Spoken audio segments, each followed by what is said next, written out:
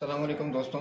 तो काफ़ी दोस्त कंफ्यूज हो रहे होते हैं कि जो पाई की वैल्यू है एग्जैक्ट में कि वो रेशनल है या रेशनल है, क्योंकि हमने पढ़ा है कि जो पाई होता है एज अ सिंबल तो वो तो रेशनल होता है।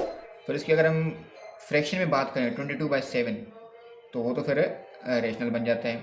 इसके अलावा अगर हम उसकी डेसिमल की वैल्यू की बात करें 3.1415926 तो दोबारा इरेशनल हो जाती है, वो दोबारा इरेशनल। तो ये क्या चक्कर है?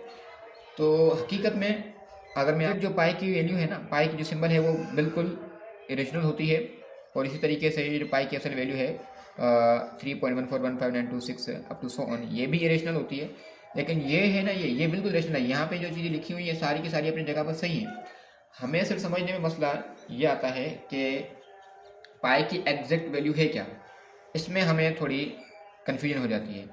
अच्छा, बाजू बात कहते हैं कि ये पाई की वैल्यू है 22/7। ये मैं आपको बता चलूँ कि पाई कभी भी 22/7 के बराबर नहीं होता। ठीक है, शायद मेरे अल्फाज आपको बुरे लगे, लेकिन आप चेक कर सकते हैं, गूगल कर सकते हैं, ChatGPT कर सकते हैं, वहाँ से आपको पता चल जाएगा कि पाई की जो एग्जैक्ट वैल्यू है वो 22/7 नहीं है। क्योंकि 22/7 जो होती है, इसको अगर आप डेसिमल फ्रैक्शन में कन्वर्ट करें तो ये पॉइंट के बाद इनका एक खास नंबरों का ग्रुप रिपीट होता है। तो अगर पॉइंट के बाद खास नंबरों का ग्रुप रिपीट हो तो ऑब्वियसली वो तो रेशनल कहलाते हैं। तो अगर यहाँ पे इसकी जो वैल्यू है इसको अगर मैं कन्वर्ट करूँ तो ये होता है। और हकीकत में अगर आप देखें तो ये पी बाई क्यू की फॉर्म है, तो ये तो ऑब्वियसली रेशनल है, लेकिन पाई तो हमारा इरेशनल था। तो इसी तरीके इस वजह से ये जो वैल्यू है ये पाई की वैल्यू नहीं हो सकती। अच्छा, तो पाई इरेशनल क्यों है, सवाल है ये।